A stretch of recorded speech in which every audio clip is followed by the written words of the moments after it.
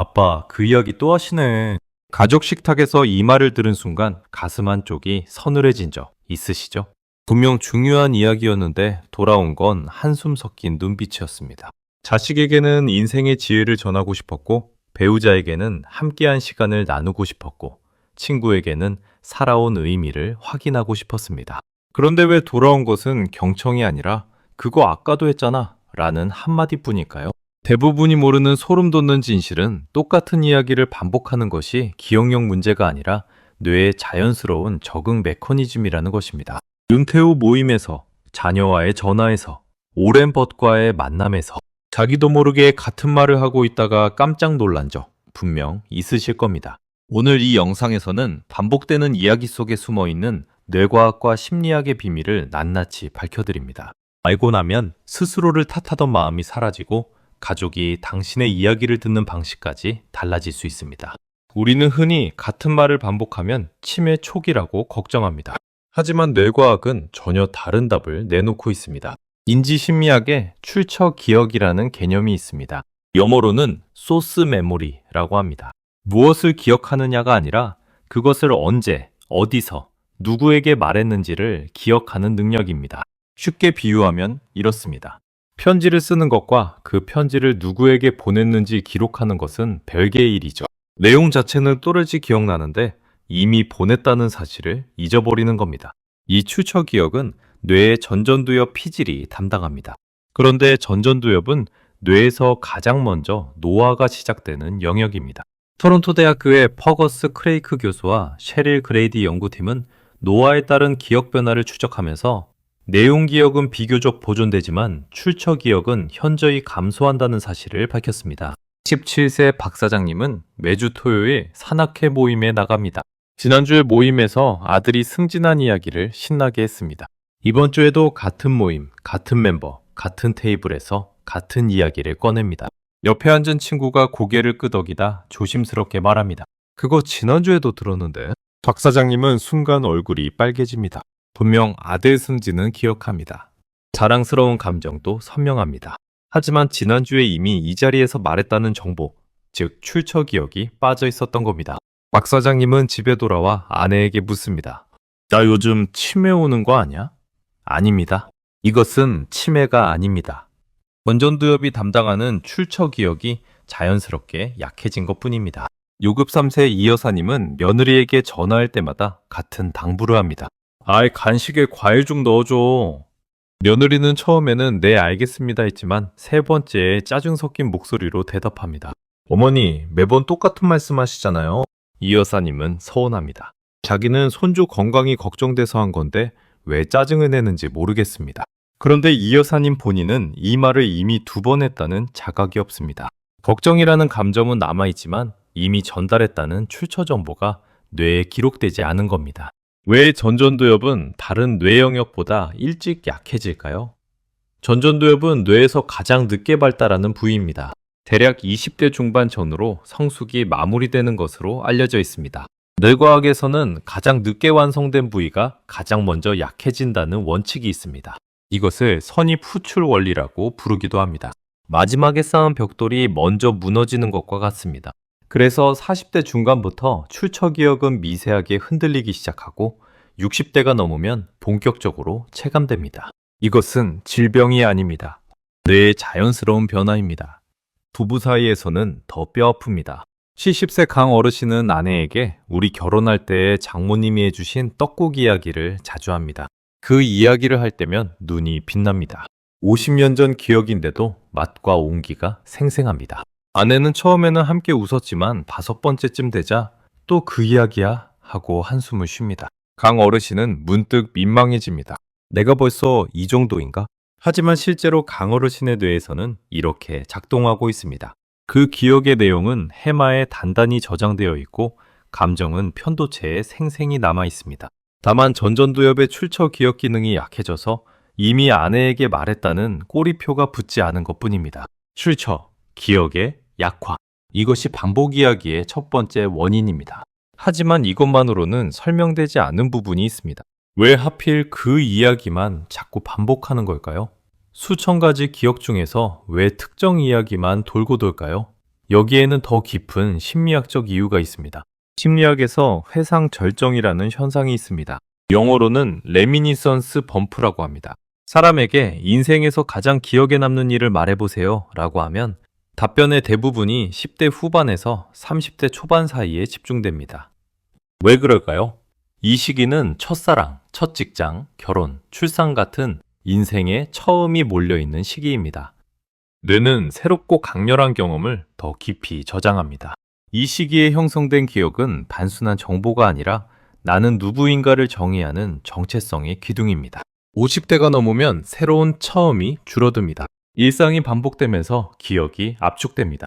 그래서 뇌는 자연스럽게 가장 단단한 기억, 즉 회상 절정기의 기억을 자꾸 꺼내게 됩니다. 628세 정 선생님은 퇴직한 교사입니다. 만나는 사람마다 첫 부임지 이야기를 합니다. 강원도 산골학교에 발령받아 버스를 2번 갈아타고 갔던 이야기.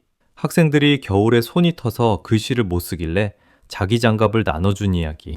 38년의 교직 생활에서 왜 하필 그 1년차 이야기만 반복할까요? 그 시기가 교사 정인호라는 정체성이 만들어진 순간이기 때문입니다. 뇌는 정체성의 출발점을 반복적으로 상기함으로써 나는 이런 사람이다를 확인합니다.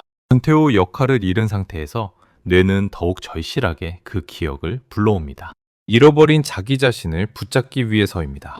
캐나다 퀸즈 대학교의 메리앤 맥콜 교수 연구팀이 발표한 연구가 이것을 정확히 보여줍니다. 중장년 자녀들에게 부모님이 반복하시는 이야기를 말해달라고 했더니 한 사람당 약 10개의 이야기가 나왔습니다. 그리고 그 이야기의 87%가 부모의 10대 후반에서 20대 때 일어난 일이었습니다. 연구팀의 결론을 요약하면 이렇습니다. 반복되는 이야기는 건망증의 증거가 아니라 가치와 정체성을 다음 세대에 전달하려는 중요한 수단이라는 것입니다.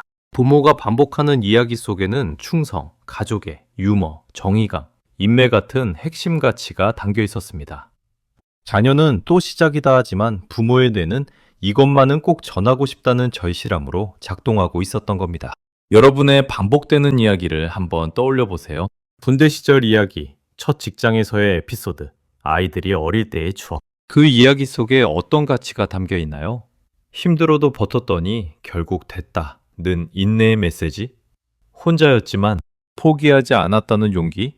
가족을 위해 일을 악물었다는 헌신? 그 이야기를 반복하는 것은 뇌가 당신의 인생에서 가장 빛났던 순간을 붙잡고 있는 것입니다. 그것은 약해짐이 아니라 오히려 가장 강한 자기 확인입니다. 회상 절정 효과.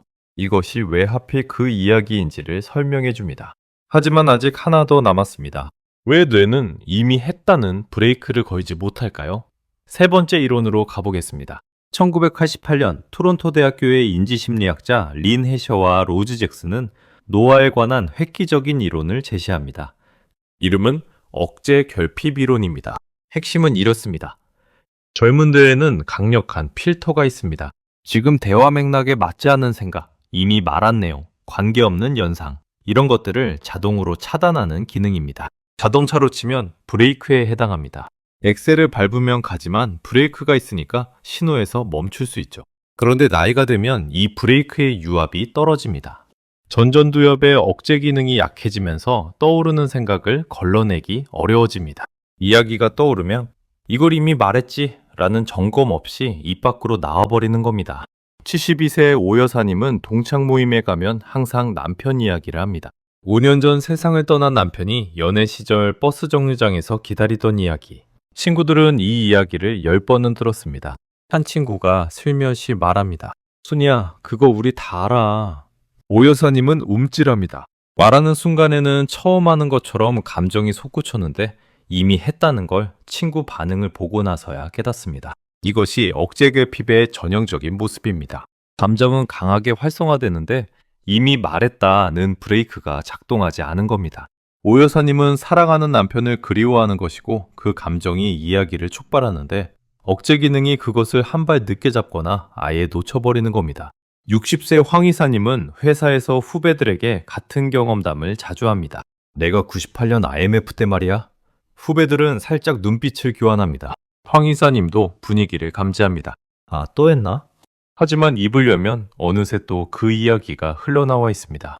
2016년 베이징 사범대학교 발달심리학연구소 연구팀이 Frontiers in Psychology에 발표한 논문에 따르면 노년층의 주제이탈 장황함은 억제 기능의 후기 메커니즘 약화와 밀접하게 연관됩니다. 즉, 이야기를 시작하기 전에 걸러내는 능력보다 시작된 이야기를 중간에 멈추는 능력이 더 크게 떨어진다는 것입니다. 그래서 이거 했던 것 같은데? 라는 느낌이 들어도 이미 문장이 진행 중이라 멈추지 못하는 겁니다. 세 가지 이론을 하나로 엮어보겠습니다. 첫째, 출처 기억의 약화. 건전두엽이 노화하면서 누구에게 언제 말했는지를 태그하는 기능이 떨어집니다. 그래서 이미 한 이야기를 새 이야기처럼 꺼냅니다. 둘째, 회상 절정 효과. 뇌는 정체성을 형성한 10대 후반, 30대 초반의 기억을 유독 강하게 보관합니다. 나이 들수록 이 기억들이 가장 먼저, 가장 자주 활성화됩니다. 셋째, 억제 결핍. 건전두엽의 브레이크 기능이 떨어져 떠오른 이야기를 걸러내거나 중단하기 어려워집니다. 이 세 가지가 동시에 작동하면 같은 이야기를 같은 사람에게 반복하게 됩니다. 그리고 핵심은 이겁니다. 이 세 가지 모두 정상적인 뇌 노화 과정이지 치매의 신호가 아닙니다. 잠시 멈추겠습니다. 지금까지의 이야기를 들으시면서 어떤 생각이 드셨나요? 아, 나도 그래 하고 고개를 끄덕이셨을 수도 있고, 그럼 나는 치매가 아닌 건가? 하고 안도하셨을 수도 있습니다. 먼저 말씀드립니다. 같은 이야기를 반복한다고 스스로를 부끄러워하지 마세요. 그것은 당신애들과 자연스럽게 변화하고 있다는 증거이면서 동시에 당신이 전하고 싶은 삶의 가치가 여전히 뚜렷하다는 증거입니다. 하지만 반복이 스스로를 불편하게 만든다면, 가족과의 관계에 미세한 금이 간다면 오늘부터 할 수 있는 세 가지 방법이 있습니다. 첫째, 이야기 수첩을 만들어 보세요. 출처 기억이 약해졌다면 외부에 기록을 남기는 것이 가장 확실한 보조장치입니다. 작은 수첩 하나에 오늘 산악회에서 아들 승진 이야기 함, 며느리에게 과일 간식 이야기 함처럼 간단히 적어두세요. 다음에 같은 사람을 만나기 전에 수첩을 한번 훑으면 아, 이건 이미 했구나를 스스로 확인할 수 있습니다. 이것은 자기를 감시하는 것이 아니라 전전두엽을 돕는 외부 메모리 장치를 추가하는 것입니다. 둘째, 반복되는 이야기에 새 질문을 얹어보세요. 회상 절정 효과 때문에 그 이야기가 떠오르는 건 자연스러운 일입니다. 대신 같은 이야기를 할 때 끝에 한 가지를 붙여보세요. 그때 그 일이 지금의 나한테는 어떤 의미일까? 이것은 심리학에서 재해석이라 부르는 기법입니다. 같은 기억이라도 새 관점을 얹으면 뇌는 그것을 새로운 경험으로 처리합니다.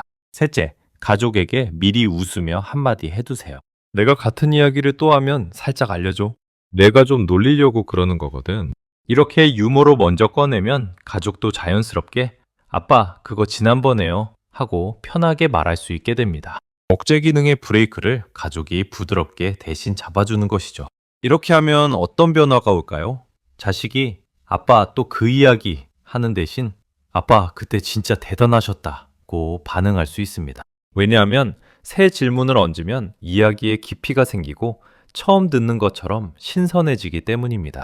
퀸즈 대학교 연구팀은 이렇게 조언합니다. 부모의 반복 이야기를 듣는 방법을 바꾸면 관계가 달라집니다. 그 이야기는 당신에게 주는 선물입니다. 또한 이야기 수첩을 쓰기 시작하면 전전두엽의 작은 훈련이 반복됩니다. 무엇을 말했는지 기록하고 점검하는 행위 자체가 출처 기억을 보조하는 인지 훈련이 됩니다. 연구에 따르면 규칙적인 글쓰기 습관이 있는 노인은 인지 기능 유지에 유의미한 도움을 받는 것으로 나타났습니다. 사실 그동안 많이 서운하셨을 겁니다. 중요한 이야기를 하는데 또야 하는 반응. 신이 나서 꺼낸 추억에 돌아오는 한숨. 그때마다 내가 정말 늙긴 늙었구나 하는 생각이 드셨죠. 하지만 오늘 알게 되셨습니다. 당신이 반복하는 이야기 속에는 수십 년을 살아온 당신의 가치관과 인생의 빛나는 순간들이 살아 숨쉬고 있습니다. 그것은 늙음의 증거가 아니라 살아온 삶의 증거입니다. 오늘 이야기가 마음에 닿았다면 좋아요로 당신의 이야기에 응원을 보내주세요. 구독과 알림 설정으로 앞으로의 여정에도 함께 해주세요. 그리고 또 같은 이야기라며 안쓰러워하는 가족에게 이 영상을 보내주세요. 그것이 오해를 풀어주는 가장 따뜻한 선물이 될 것입니다. 당신의 평온한 오늘을 진심으로 응원합니다. 어른들의 심리였습니다.